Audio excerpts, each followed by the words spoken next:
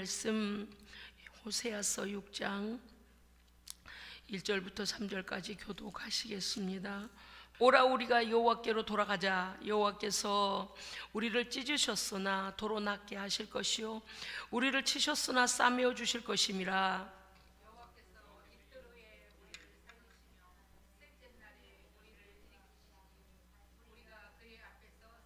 3절 함께 읽겠습니다. 그러므로 우리가 여호와를 알자. 힘써 여호와를 알자.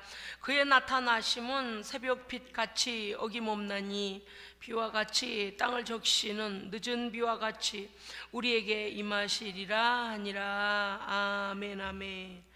예.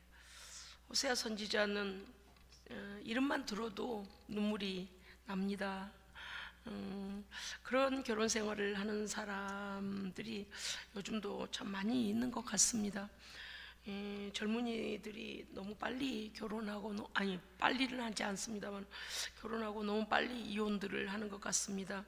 50%가 이혼을 한답니다. 그래서 두 쌍 중에 한 쌍이 이혼을 하고 자살률 1위, 이혼율도 뭐 최상위 왔다 갔다 하고, 정말 왜 좋지 않은 것은 우리나라의 유행처럼 빨리 퍼지는지 정말 안타깝기가 그지없습니다. 동방의 이주국이라던 대한민국이 이제는 뭐 미국, 유럽 뭐 그런 나라들 뭐 서방 세계 못지않게 오히려 앞서가는 것 같습니다. 그래서 너무 속이 상하고,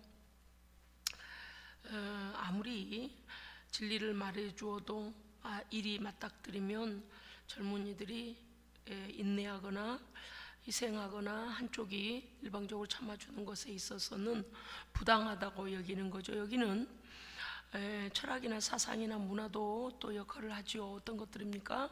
너는 너 자아로서 존중받을 존재야.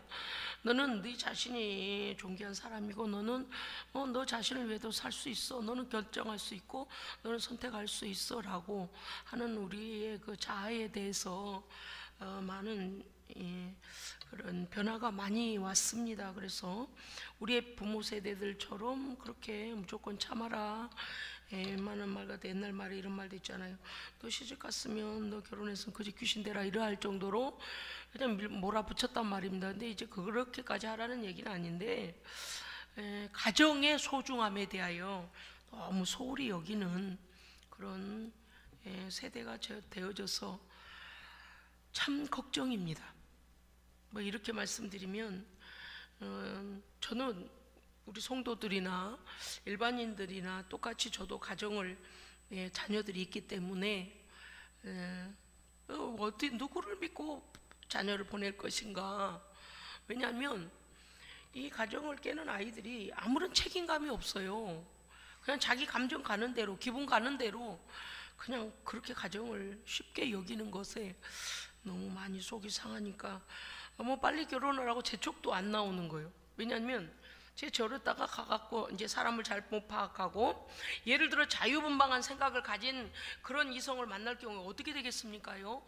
하나님의 말씀 앞에서 그 책임을 지고 끝까지 견디고 인내하고 구원으로 인도하기 위하여 하나님께서 우리에게 명하신 일들 그렇게 믿음으로 감당하지 않으면 상처받은 것은 우리의 자녀들일 것이고, 또 그러한 일들이 있을 거라고 만약에 생각을 한다면 쉽게 뭐 아무나 언제 가 빨리 가 이렇게 막 할 말은 아니다. 애들이 신중하게 생각할 때 정말 우리도 신중하게 생각할 때다. 그런데 이제 호세아 선지자의 호세아서를 보면서 이 시대가 아닌데 말입니다. 그 시대의 호세아 선지자가 너무 불행한 결혼을, 중매정이가 누구였어요? 여호와 하나님이세요. 어떻게 보면 선지자라는 직분을 이해하지 못하면 아마도 이럴 거예요. 하나님 좀 불의하신 분 아닙니까? 왜냐하면 호세아 선지자가 하는 것을 보면은 굉장한 사랑, 그리고 일방적으로 참아주고 또 데리러 가고 그 고멜은 도망치고 자기의 남편을 두고 정부를 찾아가는 거죠. 가짜 사랑, 거짓된 사랑을 찾아다니는, 그리고 가서 그들의 품에 안기고, 그러면 가서 그 대가를 지불하고 또 데려오라는, 아니 내 아내인데 내가 데려오면 될 것을 대가를 갖다 주고 데려오라는 거예요. 아니 어떻게 보면 하나님 그 공의로우심 어디 갔습니까? 이럴 정도예요. 그런데 선지자의 삶은요 예시적이고 예언적입니다.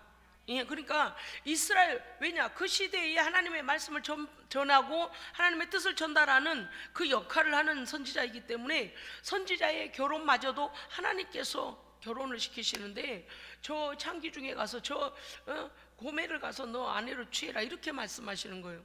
아니 말이 안 되죠. 그런데 호세아 선지자가요 참 성품이 좋은 것 같아요. 아무리 선지자라도 여러분 우리가 알잖아요. 엘리야나 엘리사나 또 이게 성품이 다르듯이 호세아 선지자는 정말 그런 것 같아요. 그 아내를 타박하지도 않아요. 매번 그 막 곡물이랑 다 가지고 가가지고 포주들한테 돈을 주고 또 아내를 데려오면 잠깐 왔다가 또 가버리고. 왜 그럴까요? 이스라엘 백성들의 시선을 끌게 되는 거죠. 선지자야, 너네 집이나 잘 돌봐라. 네가 하나님 여호와의 말씀을 우리에게 전한다고? 너네 집은 엉망이잖아. 그럼 뭘 생각할까요? 고멜의 행위를 생각할 것이고, 수없이도 참아주고 데리러 다니고 끝없이 사랑하고 있는 호세아를 백성들이 보게 될 거라는 거죠.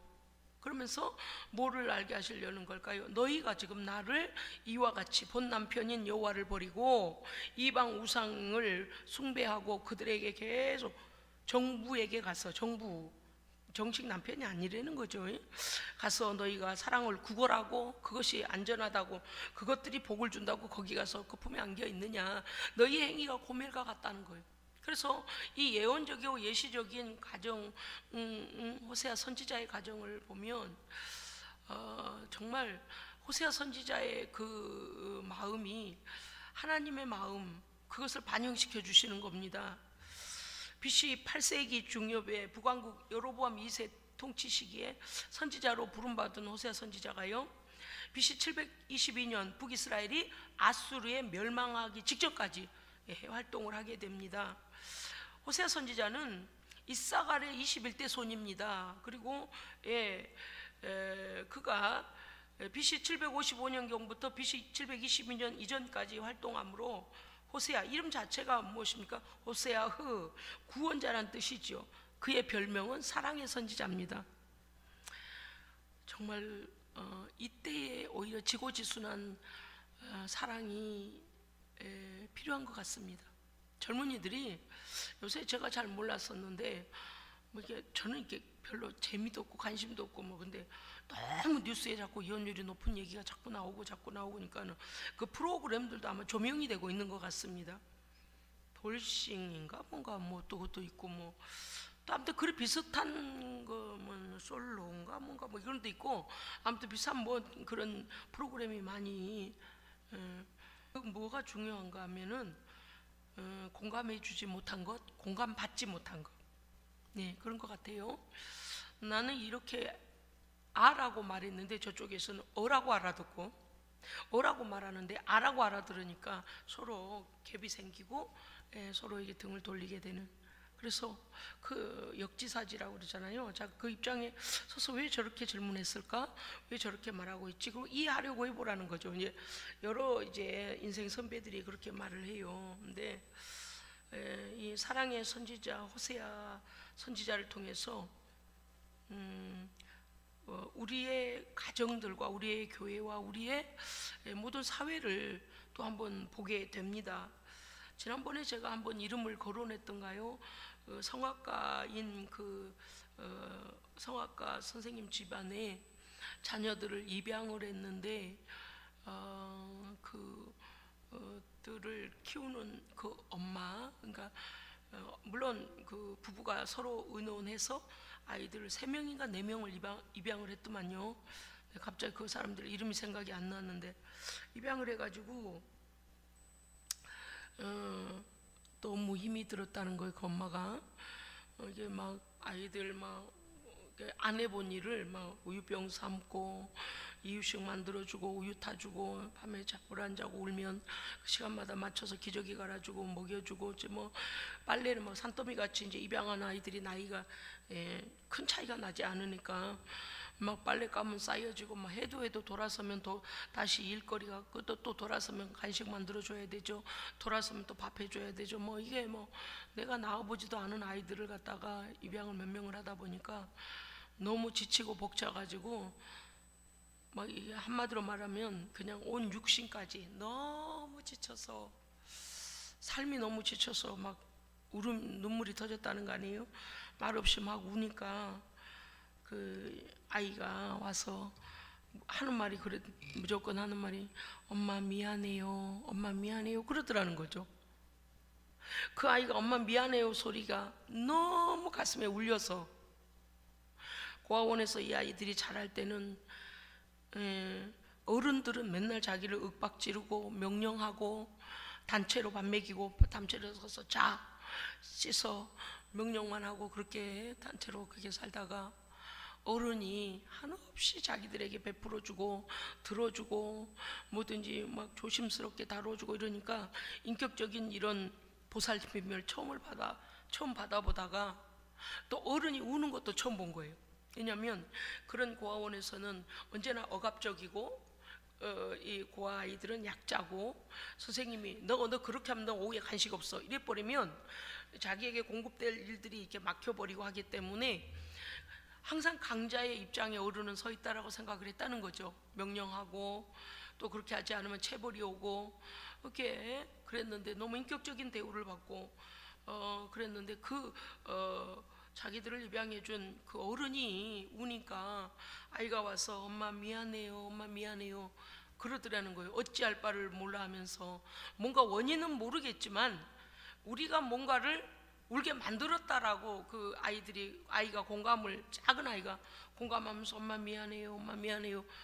그래서 그 아이의 미안하다 소리에 그 엄마가 더 많이 울었다는 것입니다. 그리고서는 밤에 잠을 자는데 하나님께서 그 엄마에게 이렇게 말씀하셨던 거잖아요.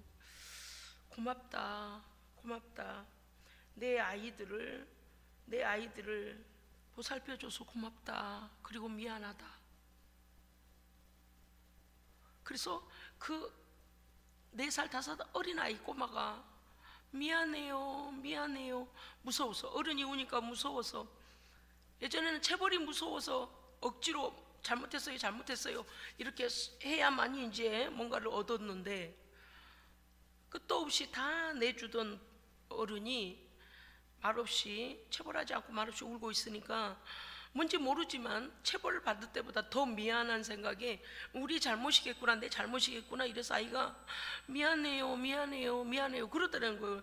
그러니까 그 손을 잡고서 네가 왜 미안해, 네가 왜 미안해 이제 이랬다는 거죠. 그때까지만 해도 그냥 어린아이가 그런 줄만 알았는데 하나님께서 그 딸을 찾아오셔서 고맙다, 내 아이들을 네가 보살펴줘서 고맙다. 아니요 하나님, 제가 입양하고 제 아이들인데요. 그러니까 아니, 내 아이들이야.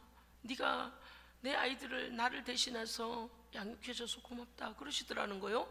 그러면서 미안하다, 미안해, 너한테 맡겨서 미안하다 그러시더라는 거예요.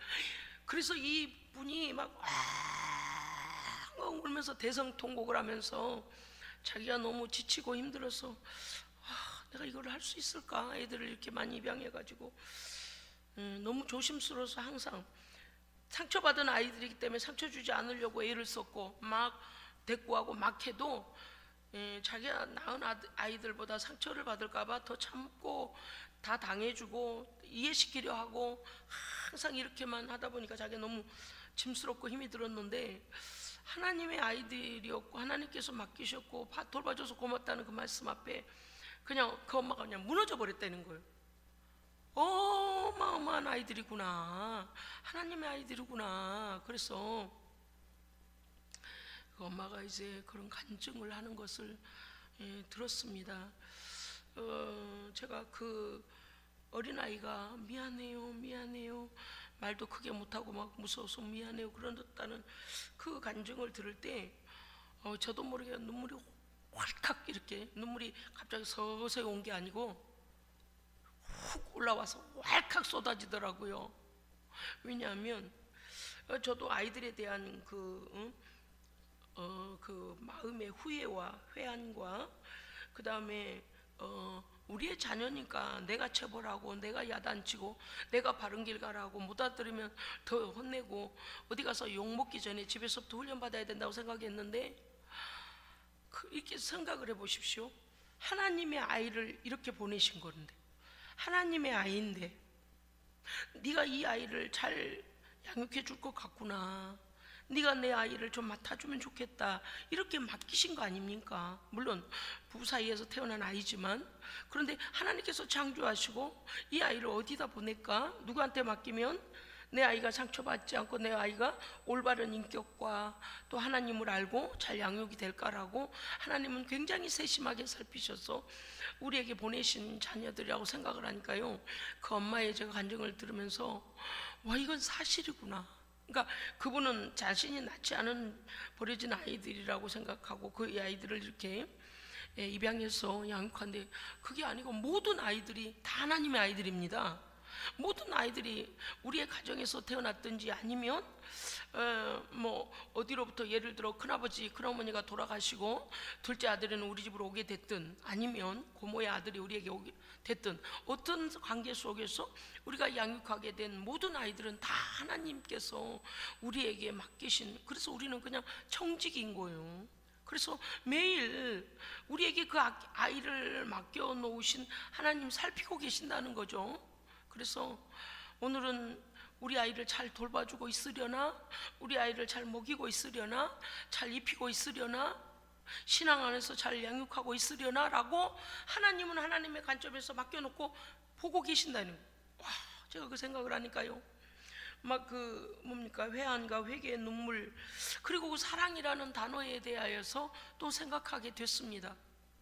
얼마만큼 사랑을 가지고 양육했을까? 얼마만큼 사랑으로, 인격으로 우리가 하나님의 관대하심을 드러냈을까?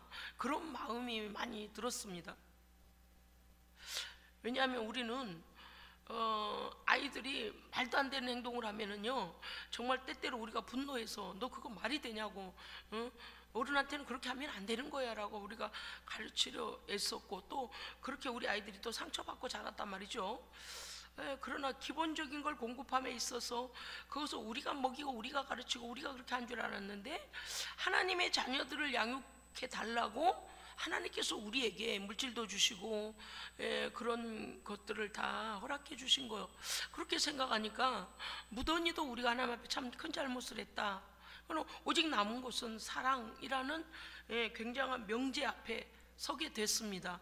소론이 왜 이렇게 기냐고요? 세상에 우리의 모든 관계들을 생각해 보자, 그것입니다. 물론 부모와 자녀 관계도 있고 부부 관계도 있고, 그 다음에 노년에 우리의 부모도 있고, 우리도 우리의 부모의 자녀이고요. 또 우리 주변에 형제 자매가 있고, 그로 파생된 여러 우리 주변에 우리를 알게 된 많은 관계들이 있지 않습니까? 그런데 우리 애가 이 땅에서 볶고 지지고 이렇게 다 하고 마지막 무엇을 가지고 올라갈까요? 천국에 뭘 가지고 올라갈까요? 믿음이요? 믿음은 언제 해결됩니까? 믿음은 주님을 만날 때 해결됩니다. 즉 무슨 뜻인가 하면, 믿음이 하는 역할은요, 나의 대속자 예수 그리스도를 만나서 내가 절대적으로 구원받을 수 없는 버려진 자, 나는 더럽고 악한 자, 본성부터 타락한 자예요. 그래서 예수의 그 희생 없이는, 하나님의 은총 없이는 전혀 죄사함 받지 못한 길이 없는 사망자란 말이죠. 그러니까 그때 그 하나님의 사랑을 믿고 하나님의 아들의 죽으심을 믿고 받아들일 때 그 믿음이 작용하여 나를 구원에 이르게 합니다. 예. 그 믿음으로 천국 간다, 맞아요. 다르진 않아요. 그렇지만 그 다음은 무엇입니까? 믿음의 원리를 깨닫고 나면 더 중요한 하나님의 사랑을 깨닫는 거예요. 하나님의 사랑. 그러니까 믿기만 하면 돼, 입으로 고백하면 돼. 그런데 하나님의 사랑 없이 그 아들이 희생됐겠습니까? 하나님께서 우리를 사랑하지 아니하면 무조건 참아주셨고 지금까지 그 아들을 그토록 대가 없이 희생을 치르셨겠습니까? 그래서 하나님의 그 사랑, 왜 하나님께서 믿음, 소망, 사랑 중에 제일은 사랑이다 라고 하셨을까? 네가 네 몸을 불살라서 남에게 다 준다 할지라도, 희생한다 할지라도 사랑이 없으면 빈 깡통이다. 사랑 없는 책임과 의무, 그것 자체에도 책임과 의무 안에 반드시 그의 핵심되는 사랑이 있어야 된다는 것이죠. 희생과 인내와 이 모든 것들은 겉으로 드러나는 나의 열매들이고 희생이지만, 결과들이지만 그 안에 사랑이라는 핵이 없으면 이 핵은 천국까지 가는 것입니다. 즉 우리의 희생이나 사랑을 근거한 희생이나 섬김이나 이런 것들은 어떻다는 거예요? 그 열매의 상급을 우리가 하나님께 받는 것입니다. 그러나 그 핵심인 사랑을 하나님 보시는 거예요. 그럼 우리는 결과적으로 천국에 갈 때 사랑을 가지고 갑니다. 사랑을 가지고, 그러니까 하나님으로부터 무한적인 사랑을 받았고 그 사랑 안에 감동하고 그 사랑 때문에 다시 우리가 잘못 가는 길 가다가도 회개하고 그 사랑에 감격해서 세상 회개하는 거예요. 제가 그 어린아이가 미안해요 미안해요, 이거는 이번에는 체벌이 아니고 자신들이 잘못했는데 어른이 울고 있으니까 고아원에서 막 선생님이 매를 들고 너 그렇게 하지 말랬지, 너 가서 씻으랬지, 너 이렇게 좀 막 이렇게 했던 그 체벌이 무서워서 잘못했습니다 그 중심이 없는 어떤 뭘까요? 그들의 고백? 그런 외적인 그런 것이 아니라 이 아이가 어찌할 바를 몰라 오히려 더 두려운 거죠. 어른이 저렇게 운 후에 우리에게 또 체벌이 있을까? 아니면 어른을 저렇게 내가 울게 하다니라는 자책일 수도 있는 거잖아요. 그 모습을 이렇게 그분이 간증할 때 내가 상상을 하면서 이렇게 보면서 우리가 하나님의 사랑을 죄송해요 하나님, 죄송해요, 우리 거저 받아주셨고 나는 이 집에 들어올 자격도 없고 나는 하나님의 사랑을 받을 자격도 없고 보살펴 주시는 것은 나는 너무 과분한데 울게 해서 죄송해요, 하나님의 아들을 죽게 해서 죄송해요, 그런 마음이 제가 느껴진 거예요. 그 아이가 말하지 못하는 죄송해요, 미안해요, 그냥 표현이 죄송도 몰라. 죄송이라는 경어를 쓸 줄 모르니까 미안해요 하는 게 마치 우리가 하나님 앞에서 범죄했을 때 하나님 용서해 주세요라고 하는 것이 의무적으로 하나님 용서해 주세요 이게 아니고 온 마음을 다해서 내가 쓸 수 있는 최고의 언어를 사용해서 미안해요 하나님, 미안해요 라고 우리가 그 하나님의 사랑을 알고 내가 하나님께 사랑받을 자격이 없음에도 나를 사랑하심에 감사하고 하나님께 진정한 회개를 한다면 정말 하나님께서 우리가 죄송합니다 하나님 정말 회개합니다 라고 하면 그때 그 이전에부터 우리의 마음을 벌써 알고 계신 분이 아니신가. 그래서 시간이 지나면서 우리의 모든 관계 속에서 우리는 이럴 수 있잖아요. 네, 그럴 수 있어요. 제가 지난주에도 말씀드린 것 같은데 어떤 사람들이 우리에게 악을 행하면은요, 아니 도덕적으로 말도 안 되는 일을 행하면 어때요? 우리는 말이 되냐? 말이 돼? 사람의 인도 꼽을 수고 어찌 그럴 수가 있어? 이게 항변하고 싶어지는 거예요. 그죠? 그런데 이런 생각을 하게 됩니다. 마지막 하나님 앞에 가서 우리가 그때 가서도 항변하게 될 건가? 하나님, 말이 돼요? 저 사람요 인간의 도리를 다 하지 않아요. 말도 안 되는 소리로 뭐 이렇게 할 것 같아요?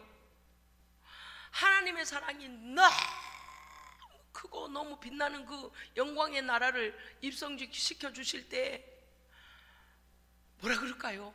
하나님의 사랑을 오해하고 있던 우리가 와 좋다 이거보다도 하나님 죄송해요 정말 말씀이 이렇게까지인 줄 몰랐어요. 그래서 이 나라에 꼭 올라오라 하신 거예요? 그래서 이 나라에 꼭 들어오라고 하신 거예요? 그래서 참아주신 거였어요? 하나님 죄송해요 이렇게 되지 않을까? 그런 생각이 들었어요.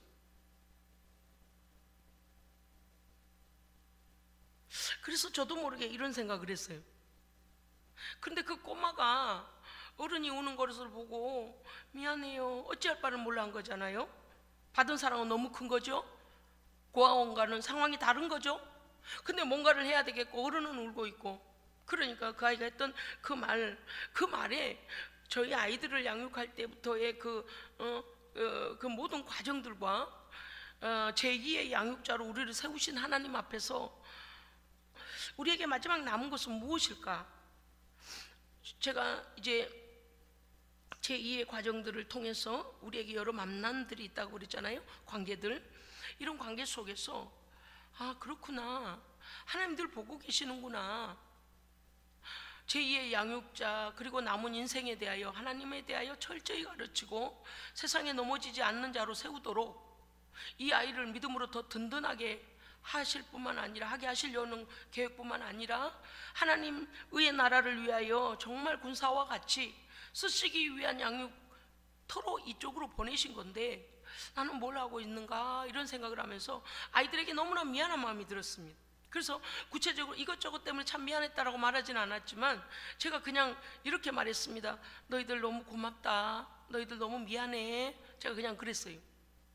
그리고 제가 운전을 오면서 많은 관계들을 이렇게 생각해 보니까 하나님 앞에서는 우리가 남은 게 사랑이겠구나. 그래서 하나님은 사랑이시다. 이거는 뭐라 그럴까요? 고린도전서 13장에 사랑은 언제나 오래 참고, 사랑은 언제나 온유하며, 사랑은 시기하지 아니하고, 자랑하지 아니하고, 교만하지 아니하고, 무례히 행치 아니하고, 성내지 아니하고. 보세요. 아니하고. 우리는 어때? 반대로 하고 있잖아요. 사랑은 오래 참으랬는데 못 참아요, 우리가. 또 그러죠. 시기하지 않고, 자랑하지 않고, 교만하지 않고, 무례히 행치 않고, 성내지 않고, 악한 생각을 하지 아니하고, 불의를 기뻐하지 아니하고 하는 건 우리는 또 하고 있어요. 우리가 이게 사랑이 아니라 뭐라 그럴까요? 그 반대인 거죠. 그러니까 이게 반추가 되면서요, 비추어지면서 정말 우리가 철딱서니가 없구나. 우리의 아이들에게도, 우리의 제1 양육자와의 관계된 우리의 아이들도 하나님의 그 사랑으로 사랑 있게 교훈하고, 사랑이 핵심이 되어져서 책망하고, 사랑이 핵심이 되어져서 걱정해주고, 사랑이 핵심이 되어져서 권면하고, 사랑이 핵심이 되어져서 책망도 하고, 사랑이 핵심이 되어져서 이해해주고, 사랑이 핵심이 되어져서 이렇게 인내해주고, 이게 하나님의 사랑인데, 이게 사랑이 빠지고 나면 어떻게 될까요? 굉장히 율법적이거나 또는 의무적이거나 고아원의 고아원 사감처럼 그렇게 되지 않나, 이런 생각이 들었습니다. 그래서 제가 운전 중에 이제 하나님 앞에 그랬어요. 하나님, 마지막 우리에게 남은 것은 이제 마지막 사명은 사랑이다. 제가 이렇게 보면 최근에 그 김장군 목사님인가 김장균인가, 아무튼 그 목사님 저 못지않게 워낙 날카롭게 이렇게 막 지적하시는 목사님 계십디다요. 근데 이제 그게 얼마나 바른 설교인지 제가 알거든요. 우리 교회도 그런 쪽이니까. 그런데 내가 우리 성도들을 책망할 때 정말 사랑이 모자란 속에서 책망을 하면 상처가 되고 지적이 되고 그것에 대하여 눌림이 되어져서 오히려 일어날 힘을 발휘하지 못하게 될 것이다. 그러나 정말 사랑함으로 내가 권면하면 오히려 미안해요 하는 어린아이처럼, 목사님 그러니까 그렇게 됐어요, 죄송해요, 이렇게 될 일인 것이 아니었는가, 이런 생각을 하게 됐습니다. 많은 관계들이요, 사랑이 없으면 어떤 일이 벌어집니까? 반드시 어떤 문제가 생겨요. 그 사이가 이렇게 벌어지게 돼 있죠. 그래서 하나님 왜 우리에게 이렇게 사랑을 보여주셨고 사랑을 말씀하셨고, 우리는 깨닫지도 못한 어리석은 자들인데도 늘 사랑한다고 왜 그러셨을까? 아니, 우리가 이해할 만큼의 사랑이 아니에요. 어마어마한 사랑인데도 자꾸 이렇게 사랑을 말씀하셨을까요? 그것은 하나님의 사랑을 우리가 깨달음으로 인하여 고멜과 같이 남편의 끝없는 신뢰와 끝없는 공급과 모든 것을 다 해주는 남편의 사랑을 받으면서도 우리가 오해하고 있다는 거예요. 우리가 자꾸 다른 걸 쳐다보고 어디에 정부가 없는가, 어디 이쁘게 생긴 여자는 없는가, 어디 잘생긴 남자는 없는가, 어디 나를 부자 만들어준 데는 없는가, 나를 부자 만들어준다는 어떤 신은 없는가라고 하나님, 남편이신 하나님을 외면하고 내가 세상을 보고 있는 것과 같은 거는, 고멜이 그와 같은 행위를 이스라엘 백성들이 이와 같이 범죄하는 걸 보고서 하나님께서 너 고멜 데려다 결혼해라, 그래서 내가 얼마만큼 너희들을 위해 참아주고 너희들을 위해 값을 치르고 너희들을 데려오고 또 데려오고 데려오고 또 데려오고 데려오고 또 데려오고, 그런 속에서 자녀들을 셋이나 낳고 그러잖아요. 그러면서 뭐라는 거예요? 얼마나 내가 내 백성을 사랑하는지를 네가 좀 보여주라. 못 알아듣고 보이지 아니하니까 호세아 선지자를 통해서 보여주시는 그런 이 가정입니다. 네, 이 말씀을 보면서요, 이스라엘 백성들의 범죄와 반역은 고멜과 같다, 우리 모습인 거죠. 뭐가 다르겠습니까? 1장에서는 호세아가 소명을 받게 되고요, 음녀와의 결혼을 하나님 명령하시고요, 3명의 자녀를 출산합니다. 그런데 그들은 3장에 가면 고멜의 음행과 배신 계속하여 계속 고멜은 딴 길로 가지요. 4장에 가면요, 하나님께서 너희의 죄에 대해서 응징하신다. 5장에 가면요, 징계에 의해 너희가 회개하면 선민의 정체성이 회복될 것이다, 즉 하나님과의 관계가 회복될 것이다 라고 말씀하십니다. 그런데 6장에 오면 오늘 우리가 이 말씀 알고 있는 6장에서 뭐라고 말씀하신가 하면, 오라 우리가 여호와께로 돌아가자. 이게요,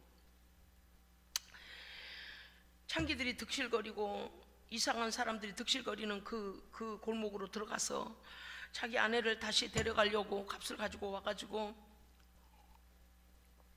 서성이며 푸대접을 받고 돌아가지 않겠다는 고멜에게 사정사정 해가며 갑시다, 집에 갑시다, 여기는 오면 안 되는 곳이오라고 몇 번씩이나 찾아와서 고멜을 달래고 고멜의 그 값을 대신 치르고 가려고 와 있는 그 호세아 선지자의 모습을 우리가 보게 됩니다.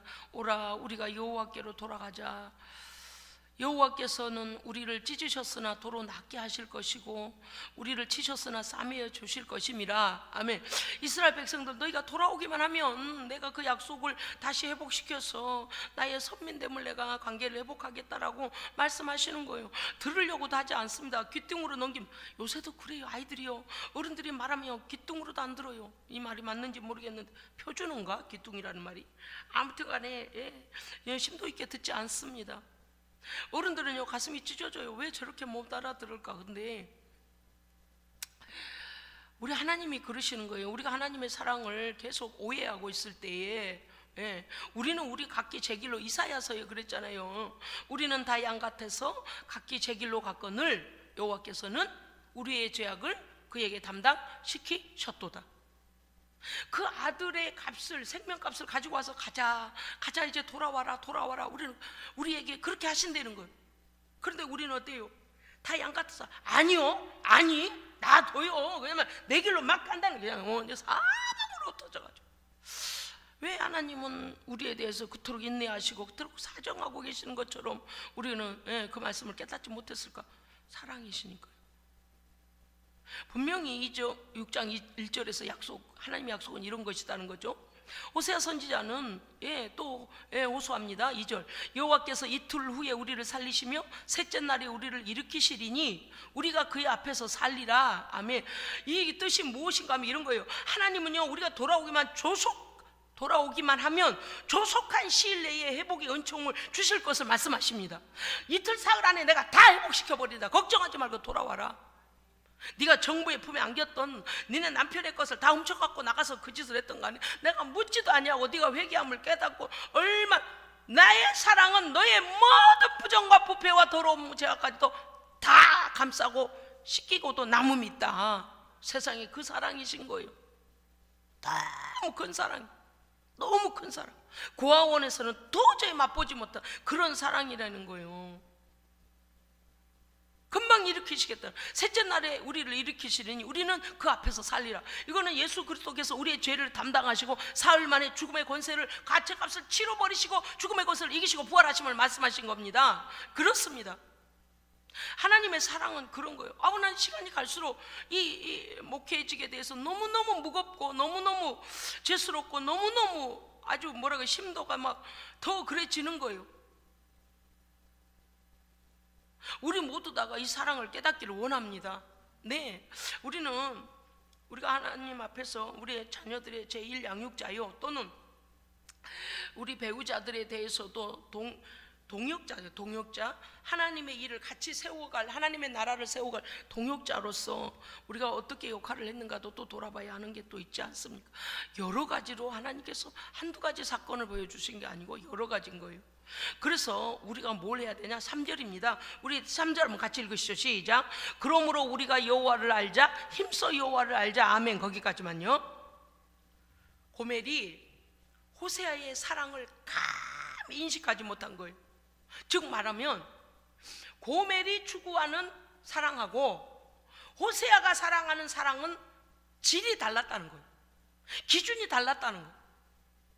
고멜은요, 눈에 보기에 좋고 입으로 달콤하게 해주고 자기 마음이 끌리는 그런 대상이 자기의 사랑의 대상이라고 생각하고, 또 그런 자들이 하는 거짓된 말을 사실이라고 믿는, 가짜에 속는 가짜 사랑.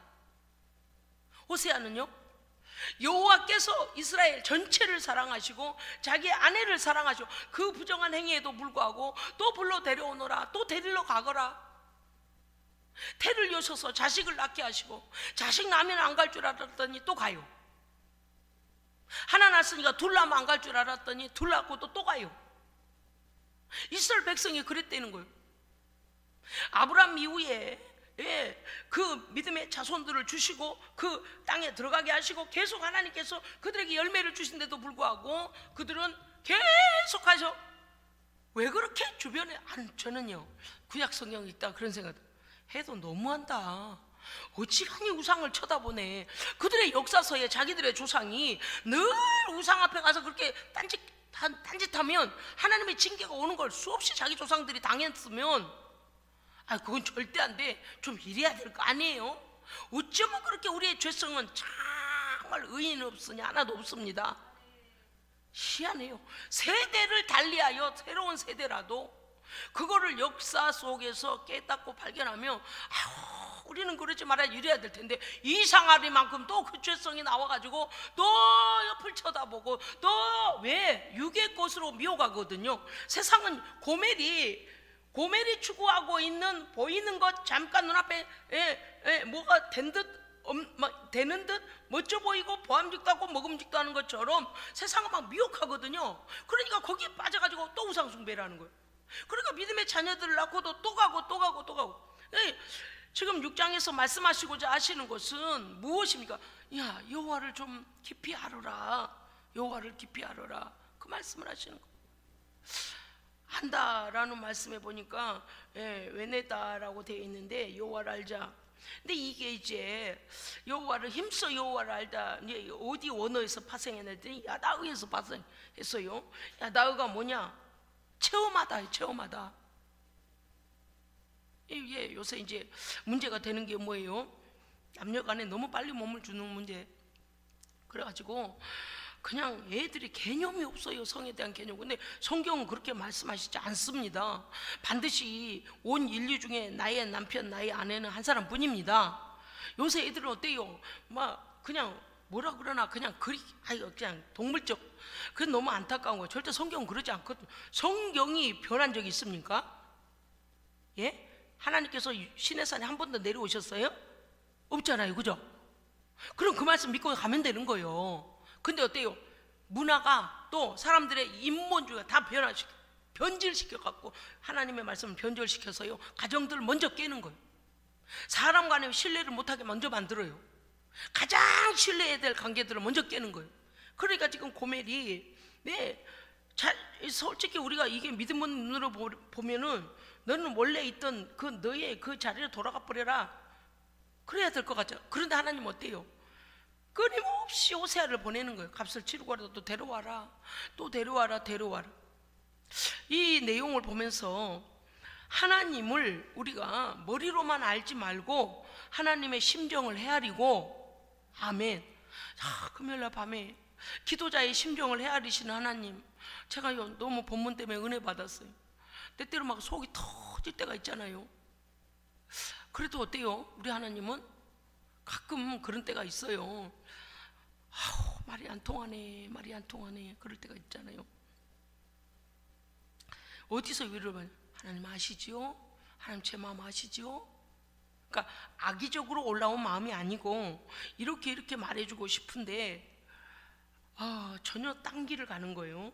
전혀 딴 것을 선택하고 전혀 이렇게 할 때 늘 제 머릿속에는 성경이 있어요. 성경. 그거는 이 말씀인데, 그거는 이 말씀인데, 그거는 이 말씀인데. 그러면 성경만 믿는 내가 틀렸는가? 안 틀려요. 틀린 거하고 다른 건 다르잖아요.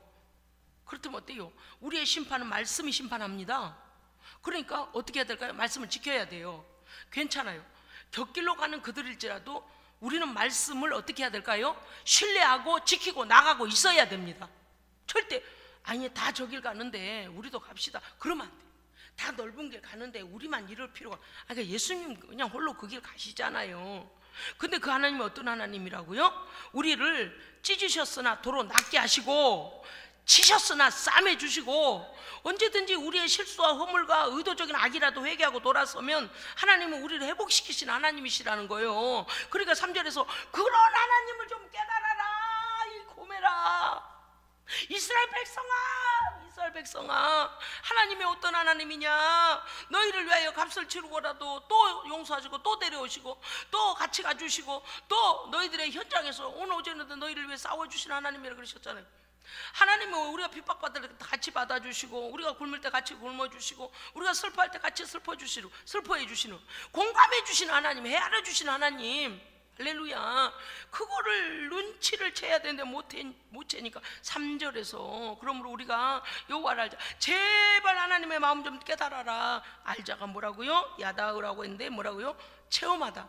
여러분요, 이 부부가 첫날 밤을 치르고 나면 법적으로 우리가 잉크로 우리가 남편은 누구, 아내는 누구, 한 가문이 뭐라 그러죠? 한 세대가 됐습니다. 이래서만이 아니고요. 진정한 부부는 어때요? 합방하면, 연합하면 부부가 되잖아요. 그것처럼 우리의 믿음이 이제는요, 일방적으로 하나님께서 야야 곡물 갖고 와서 다시 데려와라, 은을 갖고 와서 다시 데려와라 이러시는 정도가 아니라, 하나님 알았어요, 하나님 알았어요, 하나님의 사랑이 얼마나 큰지 이제 알았어요. 그걸 깨달으면 어때요? 하나님 사랑하신 걸 천천만만의 10,000,000,000,000분의 1이라도 우리가 이해하고, 그것이 어떻게 되겠어요? 연합되는 거, 연합되는 거. 그것을 인정하고 연합한 게 뭐예요? 세례입니다.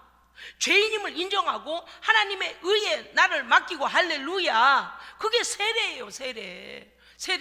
이전에 자격 없고 죄인된 나는 죽었고 이제는 예수 안에 다시 예수의 생명으로 다시 중생했습니다라고 하는 게 세례거든요.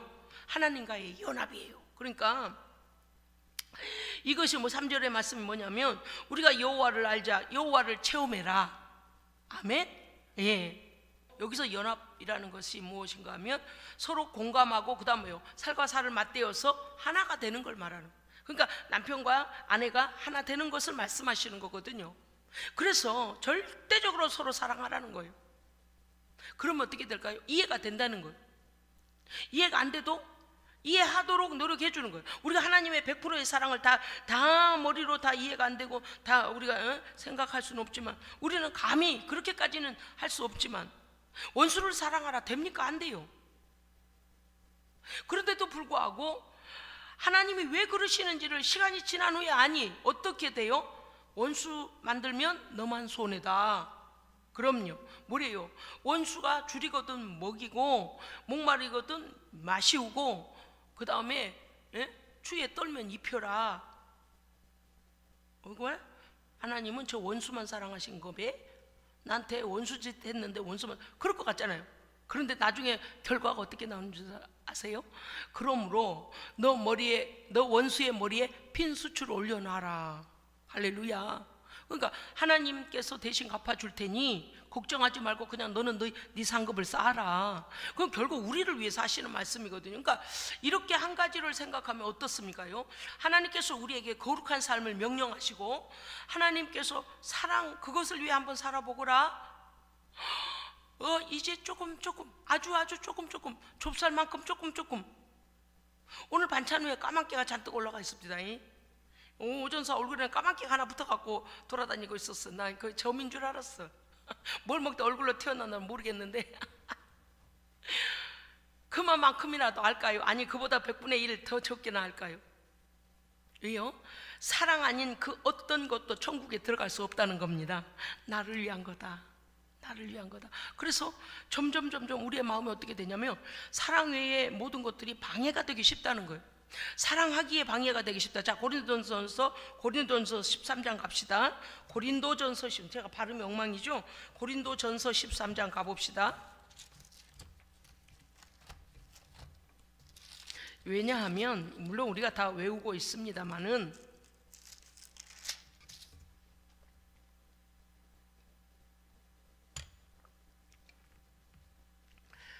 예, 1절부터 우리가 정말 사랑은 이 13장은 13절까지 있어요. 고린도전서 13장 몇 절까지 있어요? 네, 13, 13이죠.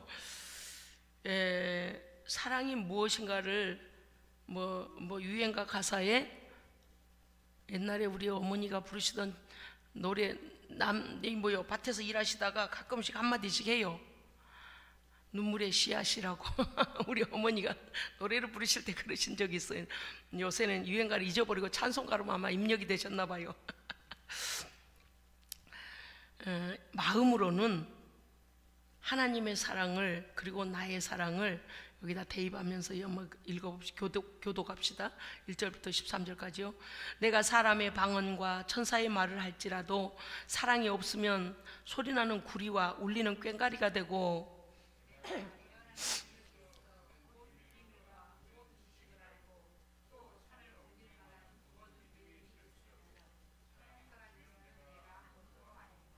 내가 내게 있는 모든 것으로 구제하고 또 내 몸을 불사르게 내줄지라도 사랑이 없으면 내게 아무 유익이 없느니라.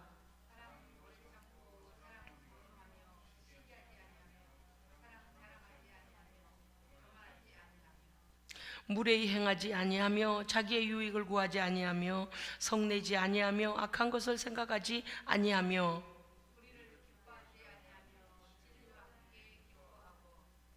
모든 것을 참으며 모든 것을 믿으며 모든 것을 바라며 모든 것을 견디느니라.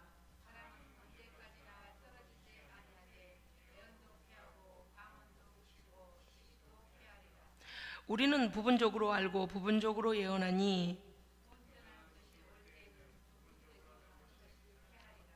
내가 어렸을 때에는 말하는 것이 어린아이와 같고 깨닫는 것이 어린아이와 같고 생각하는 것이 어린아이와 같다가 장성한 사람이 되어서는 어린아이의 일을 버렸노라.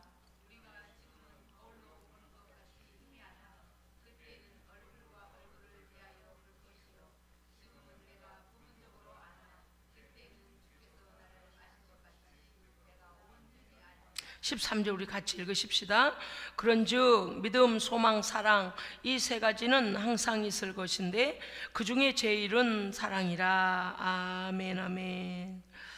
7절 사랑은 모든 것을 참으며 모든 것을 믿으며 모든 것을 우리 하나님 사랑하십니까? 그러면 어때요? 믿음으로 모든 것을 참는 것입니다. 주님을 정말 사랑하면 하나님의 모든 말씀을 믿는 것입니다. 그분이 행하시는 모든 것을 믿는 것입니다. 그 다음에 하나님을 사랑하면 언제나 우리의 소망은 하나님께만 있습니다. 사랑은 모든 것을 바라며 그랬어요. 그래서 우리의 소망은 하나님께만 있고 그 다음은요, 그 거룩한 나라가 약속됨을 믿고 모든 것을 견디느니라. 아멘. 여러분, 이 말씀을 우리가 보면서 우리에게 있어야 될 사랑을 말씀하시는데 내가 아닌 다른 사람은 그러겠지라고 나를 예외를 시키면 안 돼요. 그게 무슨 뜻인가 하면 앞서도 말씀드린 것 같이 사랑이 없으면 없는 것은 울리는 꽹과리, 깡통, 빈 깡통이 울리는 것과 같다. 그래서 형식적이고 예의 갖추고 그런 건 잘하는 것 같은데 진정으로 사랑이 없고 존경하는 마음이 없고 애타하는 마음 없고 그렇게 하면은 다 남는 게 없다. 너한테는 아무 유익이 없다 그러시잖아요. 그래서 우리에게 말씀하시는 거예요. 이 모든 것들이 지금 여기서 말씀하신 것들을 행하지 못하는 반대적인 걸 하는 사람에 대해서 어떻게 말씀하신다고요? 11절에 어린아이가 하는 거다 그랬어요. 어린아이, 아무것도 모르는 어린아이는 그럴 수 있다는 거예요. 예. 왜? 사랑은 오래 참아야 되는데 애들은 못 참아요. 예, 금방 내가 주일학교 설교를 해봤는데, 아이고 애들은요 금방 막 엉덩이가 막 난리가 나는 것 같아요. 막 옆에 돌아보고 뒤에 꼬집고 막 머리 잡아당기고 그냥 막 팽이 돌리고 막 애들이. 그래서 애들한테 할 때는요 앞에서 막 그림 설교도 하고 막 부직포 설교도 하고 막 연극도 해주고 노래도 불러주고 막 그러면서 막 이목을 집중시켜요. 그런데 이와 같이 여러분 앞에서 왜 오래 참지도 못하고 온유하지 아니하고 시기하고, 예, 자랑하고 교만하고 무례하고 자기의 유익만을 구하고 성내고 악한 것만 생각하고 불의를 좋아하고 의를 싫어하고 모든 것을, 예, 인내는커녕 모든 것도 불신앙하고 모든 걸, 예, 막 이렇게 견뎌내지도 아니하고 이런 모든 건 어때요? 그거는 11절 어린아이와 같을 때, 어렸을 때는 그와 같이 한다. 그러나 이와 같이 어린아이 때는 이와 같이 하다가 장성한 사람이 되어서는 어린아이의 일을 버려야 합니다. 버린다는 것은 성장해야 돼요. 그러니까 사람들이 이런 거 있잖아요. 아, 누구누구 그 사람 원래 그래. 아니 원래 그래 그러지 말고 날마다 변화합시다. 예, 우리도 변화하고 그 사람이 변화할 것을 위해 기도합시다. 그리고 변화된 것을 인정해 줍시다. 그럼 어떻게 돼요? 좋아져요. 좋아져. 또 그렇게, 예, 소망을 우리가 주게 되죠. 또 우리가 그들을 위해 기도하고 있지 않습니까? 그래서 그때에는 주께서 나를 아신 것 같이 내가, 주께서 오시는 날에는 어떻게 한다고요? 내가 나를 온전히 알리라. 내 행위가 다 드러나 버린다 그 말이에요. 세상에 그때 나만 알고 있어서 형식적으로 그거 사람들 볼까봐 이렇게 했는데, 그거 내 사랑 없이 행한 거네. 그거 이렇게 한 거네. 그냥 내 자신을 내가 보게 돼 버린다. 완전한 날이 올 때는 온전히 나를 보게 된다 그 말이에요. 예? 그러므로 하나님 오늘 우리에게 말씀하십니다. 호세아와 같은 사랑이 우리에게 있기를 원하십니다. 사랑으로 섬기고 사랑으로 양육하고 우리의 자녀들도 사랑으로 권면하고 사랑으로 기도해주고 사랑으로 눈물 흘려주고 사랑으로, 그러면 아이들이 그 어린아이처럼 미안해요, 왜 그래요, 미안해요, 이제 잘할게요, 미안해요, 이렇게 하도록 우리의 하나님의 사랑이 우리 교회, 우리 성도들에게 풍성하게 2023년도 하나님의 사랑 안에서 회복되기를 주의 이름으로 축복합니다. 아멘. 기도하겠습니다. 아버지, 우리는 누군가의 양육자이기도 하고 또 누군가의 관계 속에 있기도 합니다. 그러나 하나님과의 첫 번째 관계가 사랑 안에서 그 사랑을 온전히 깨닫고 그 사랑을 반영해내는 사랑의 사람들 되게 하여 주옵소서. 그러므로 우리가 이제는 겉모양, 형식적인 거, 예의 갖추기는 거, 그 겉의 것만이 아니라 마음을 다하여 사랑하고 마음을 다하여 이해하고 마음을 다하여 권면하고 마음을 다하여 바로 세워주고 마음을 다하여 함께 해줄 수 있는, 공감해주고 헤아려주고 함께 할 수 있는 우리의 2023년이 되게 하여 주시옵소서. 아버지, 이제 2월 첫 주입니다. 잘 안 되지만 한 걸음 한 걸음 우리의 나쁜 것들은 다 하나님 앞에서 내려놓고 하나님께서 우리에게 말씀하시는 법궤를 앞세워 그 말씀을 순종하며 나아가려고 할 때에 한 걸음 한 걸음 강하고 담대한 믿음 주옵소서. 주님 바라보게 하옵소서. 열매 맺게 하여 주시옵소서. 우리의 모든 삶의 방향적인 것들과 삶의 방식이 달라지게 하시고 주님 앞에 설 때에 오직 사랑하며 그것만 남고 그 사랑만 가지고 올라가서 그 사랑의 나라에 도착하는 우리가 되게 하여 주시옵소서. 우리 구주 예수 그리스도 이름으로 기도합니다. 아멘. 나를 사랑하리라.